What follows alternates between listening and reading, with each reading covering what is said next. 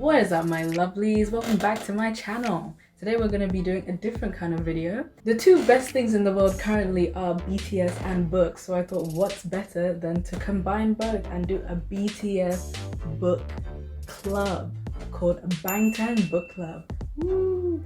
Okay, so basically the idea behind Bangtan Book Club is where we read books that have inspired BTS. If you know BTS, then you know that their lyrics are very deep and meaningful, and there's always like an intricate storyline going through it.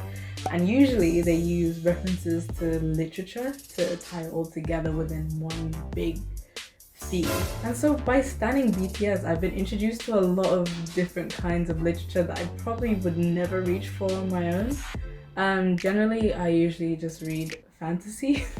When I was younger, I used to read so many different kinds of books. Like I used to read like classics, dystopians obviously, and like sci-fi, mystery, whatever. Now I literally always reach for fantasy books. So I'm trying to diversify my reading at the moment.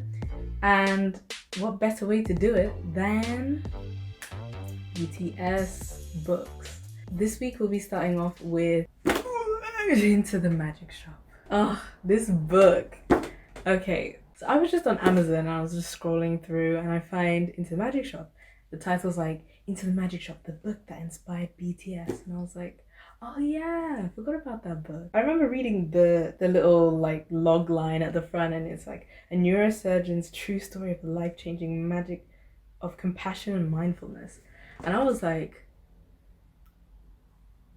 that's not what I thought the book was about. Like honestly, when I heard of Into the Magic Shop, I was thinking it was more about the big hit universe idea of the magic shop, where you go to this fictional place in your mind called the magic shop, where you trade something terrible that's happened in your life, something that represents something terrible in your life, for something that is going to give you happiness and joy and comfort. But that's actually not really anything to do with this. I guess they just came up with this idea based on mindfulness, and then changed it for their own big hit universe. And BTS's actual song Magic Shop has really nothing to do with this. I mean, we'll get into the links to BTS later on in the video, but let's just start off with a quick synopsis of the book. So Into the Magic Shop is about James R Doty, the neurosurgeon. It's an autobiographical book where he tells the story of his upbringing in a small town in America. Sound like someone's going. His mum is suicidal and depressed, and his dad is an alcoholic. So he ends up having to deal with a lot of stuff that they just throw on him, the pressure and stuff like that. So to escape, he gets into magic, and he ends up going to this magic shop in his local town, which is run by this old woman called Ruth and her son Neil. And so Ruth and Neil kind of take him under their wing, and Ruth basically says that she's going to teach him the greatest magic in the world, which is the magic of compassion and mindfulness. And this book was so unexpected. Like literally when I was making notes, the first note that I made was, wow, because I just didn't think that this book was gonna be this good. Like I picked it up in the morning and then I literally within 24 hours had finished the book, and yeah, I just couldn't put it down. I thought it was really great. Now let's get into the spoilery section. I mean, is this really I don't think there is a spoilery section of this book. And if you don't care about spoilers, stick around. I mean, you can't really spoil this book because I feel like you just have to read it and interpret it for yourself. But so the book starts off with Jim, or James R Doty, as a child. He meets Ruth, and each day or each week she basically is teaching him different things to try and improve his life. So teaching him stuff like having intention, having compassion towards people, even people that you hate. And honestly, I really love the lessons that were in this, like lessons of mindfulness and definitely of intention in everything that you do, and like sitting down and stating out your intention and what you want for your life. Although these are things that I know to do, it's always good to have a reminder. James as a character I thought was really great because he was very flawed. um, as a kid, he was obviously had that innocence and he had that, you know, excitement to become a neurosurgeon. But when he grew up, I felt like he definitely became a different person. And you see that the lessons that he learned from Ruth as a kid actually came into fruition way later in his life. This is just a great reminder for everyone that your circumstances shouldn't dictate your dreams. Like, you should be able to dream big and actually achieve those dreams by having a plan and setting out intentions and being compassionate and looking out for people, which I just thought was really great. So this book got me thinking about, who is my Ruth, you know? Like, growing up, what was my magic shop? Like, where did I go to get these lessons about compassion and mindfulness? And I realized it was the internet. YouTube was my magic shop. For so many people, that's also true. They don't have a Ruth in their life, so they have the internet to be their magic shop where they learn lessons of mindfulness and compassion. But it can also teach you the complete wrong things. This book is also set in the 60s, which I thought was really interesting, because it gave me an insight into life pre-internet. And just like how, honestly, the internet has leveled the playing field so much for people. Because back in the day, for, you know, a boy from a poor household to become a neurosurgeon was like unheard of. Like, he was the first person in his family to ever go to college. He didn't even know how to apply to college. Like, he didn't know that you had to fill out any letters or whatever, or like an application form. He didn't know about that. He didn't have a guidance counselor or like an older sibling who'd been to college or anything, or the internet. So he literally just stumbled upon this girl who was like filling out an application, and he's like, oh, what are you doing? And then she's like, oh, I'm applying for college. He's like, oh, we're supposed to do that? Oh my days. It was just him figuring out life was so interesting. One thing I didn't like about this book actually was like the last half, kind of. The first half, when you're with Ruth and you're in the magic shop, it's great because you're learning all these lessons and you're seeing how he's applying it to his life and how he's growing as a child, and like how he interacts with the world as a child is very interesting. And then once he grows up and you follow him basically after college, when he's like an obnoxious neurosurgeon, I was like, this ain't so fun anymore. Because trust me, like, there's some obnoxious, douchey doctors out there. But I think it was important that he was that way, because it showed that, like, Ruth teaching him these lessons about compassion when he was younger doesn't mean that he's necessarily going to be perfect, most compassionate person of all time straight off the bat. Like, he still had to learn. Like, even in his adult life, he was constantly learning about this. Things that Ruth tells Jim to do is to set out a list of things that he wants.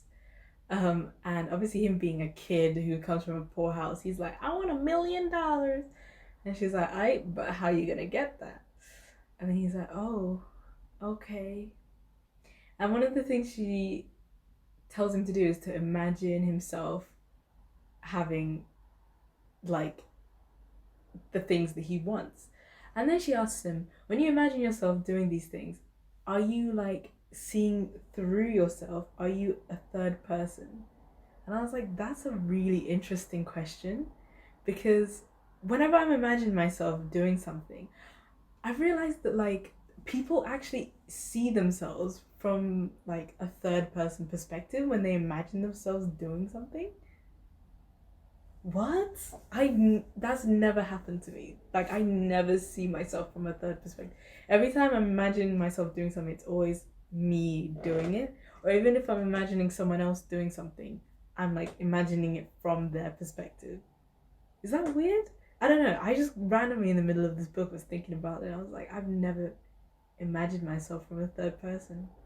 Like, seeing myself from the outside, that's weird. That's really weird to me. So he sets out this list of things that he wants, and basically smashes each one, and that inspired me to start doing that. Not just, I feel like I set out a mental list of things I want in life, but I never sit down and just actually write down what I want and how I'm going to go about achieving that.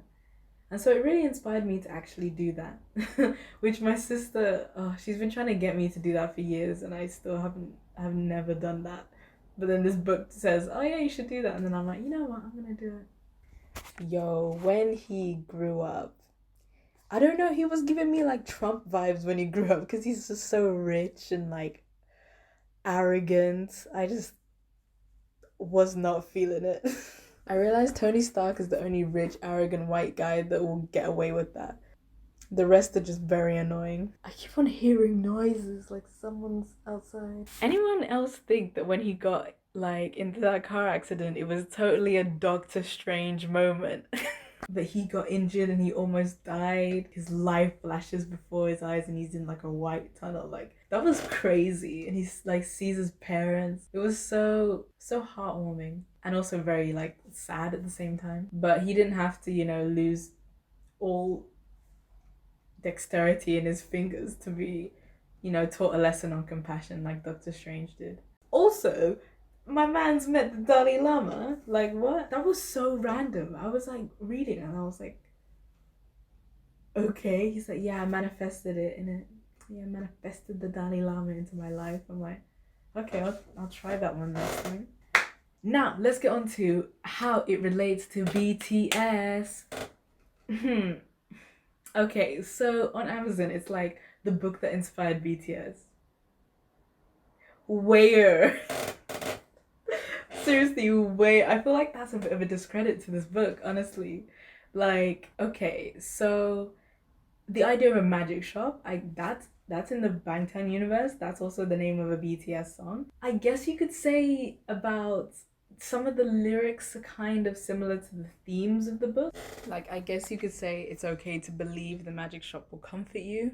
It's kind of a link to the book because the magic shop is a comfort for James R Doty. Or what I think Jungkook or whoever, the beginning part where they're like, the truth will return as scars, that's kind of similar to the stuff that James went through as a child. But other than that, there's not really that many links towards the magic shop. Also, in a lot of their promotional photos, they're wearing very 1960s clothes. Like, so there's the link there. I guess the theme of the book and the theme of the song are the same. It's about like finding a place of comfort and and being compassionate towards people. So that is the end of the video. Thank you so much for watching. Next time we'll be reading Demian by Hermann Hesse. I already started reading it, but at the moment I'm a bit of a book hoe. And so I started reading Oathbringer by Brandon Sanderson. It's a good one. It's a good one. Demon will be coming, but I need to actually focus on reading it. It's not too long, so I don't think it will take me that long anyway. So I will see you next video. Thank you so much for watching. If you like this video, you know what to do. Also, in the comments section, if you've read Into the Magic Shop, I really want to talk to people about this book. This is the whole reason I started this YouTube channel, so I could talk to people about things that I like. So comment below what you thought of the book if you read it. If not, comment below your thoughts on Magic Shop by BTS if you listened to it. Yeah. Okay, that's it. I'll see you next time. Bye. So show me, I show you. So show me, I show you. So show me, I show you. Show you. Show you.